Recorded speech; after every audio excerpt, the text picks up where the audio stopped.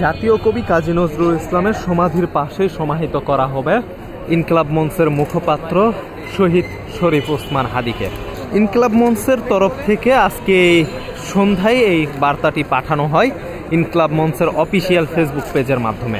দর্শক, আপনাদেরকে যদি জানিয়ে রাখি, জাতীয় কবি কাজী নজরুল ইসলামের সমাধির পাশে সমাহিত করা হবে জুলাই বিপ্লব ও আধিপত্য বিরোধী প্ল্যাটফর্ম ইনকিলাব মঞ্চের আহ্বায়ক ও মুখপাত্র শরীফ ওসমান হাদিকে।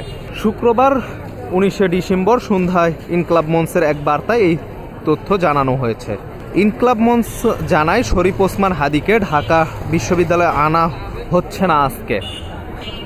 তার লাশ বহনকারী গাড়ি বিমানবন্দর থেকে হিমাগ্রার উদ্দেশ্যে যাত্রা শুরু করেছে এবং এখন তাকে রাখা হয়েছে জাতীয় হৃদরোগ ইনস্টিটিউটের হিমাগ্রায়।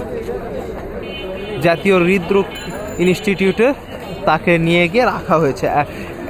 আমরা একটু আগেই দেখেছি জাতীয় হৃদরোগ ইনস্টিটিউটে পৌঁছে গিয়েছে শরীফ ওসমান হাদির বহনকারী যে গাড়িটি, সেই লাশ বহনকারী গাড়িটি কিন্তু একটু আগেই পৌঁছে গিয়েছে। সেখানে শরীফ ওসমান হাদিকে রাখা হবে। ইনকিলাব মঞ্চের কর্মীরা শাহবাগে এসে অবস্থান নেবেন। ইনকিলাব মঞ্চের বার্তায় বলা হয়েছে, পরিবারের দাবির ভিত্তিতে শহীদ শরীফ ওসমান হাদিকে জাতীয় কবি কবি নজরুলের পাশেই সমাহিত করা হবে। মানিক মিয়া এভিনিউতে শনিবার বাদ জহর তার জানাজার সিদ্ধান্ত নেওয়া হয়েছে। এই পরিপ্রেক্ষিতে আজকের পরিবর্তে আগামীকালকে মিছিল সহ শরীফ ওসমান হাদিকে ঢাকা বিশ্ববিদ্যালয়ের কেন্দ্রীয় মসজিদে নিয়ে আসা হবে, এমনটাই কিন্তু জানিয়েছেন ইনকিলাব মঞ্চের পক্ষ থেকে।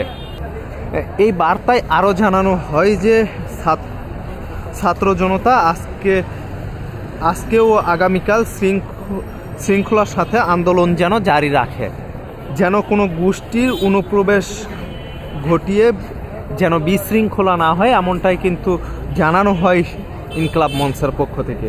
সেই সাথে আরও বলা হয়, সহিংসতা কোনো প্রকার যেন সহিংসতা না হয় এই আন্দোলনে। ওসমান হাদির লাশ দেখার কোনো সুযোগ নেই, এমনটাও কিন্তু বলা হয়েছে এই বার্তাতে। ইনকিলাব মঞ্চ বলেন, সবার নিকট শৃঙ্খলা বজায় রাখায় এবং শহীদ ওসমান হাদির জন্য দোয়া পৌঁছানোর অনুরোধ করা হচ্ছে সকলের কাছে। এর আগে আজকে সন্ধ্যায় সিঙ্গাপুর থেকে আনা হয় শরীফ ওসমান হাদিকে। শরীফ ওসমান হাদির লাশ নিয়ে আসা হয় সিঙ্গাপুর থেকে আজকে সন্ধ্যায়। বিমানবন্দরে জাতীয় পতাকায় মোড়ানো তার কফিন গ্রহণ করে জুলাই বিপ্লবের সহযোদ্ধা এবং বিভিন্ন রাজনৈতিক নেতারা, এবং সেইখান থেকেই তার লাশটি বহন করে নিয়ে যাওয়া হয় জাতীয় হৃদরোগ ইনস্টিটিউটে, এবং জাতীয় হৃদরোগ ইনস্টিটিউটে তাকে রাখা হয়েছে।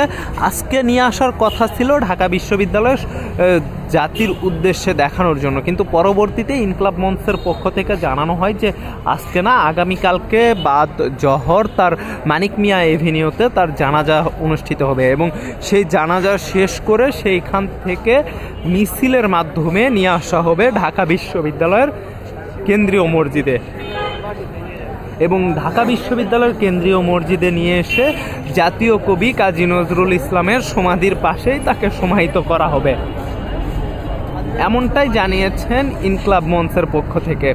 এবং গতকালকে ইনকিলাব মঞ্চের যে মুখপাত্র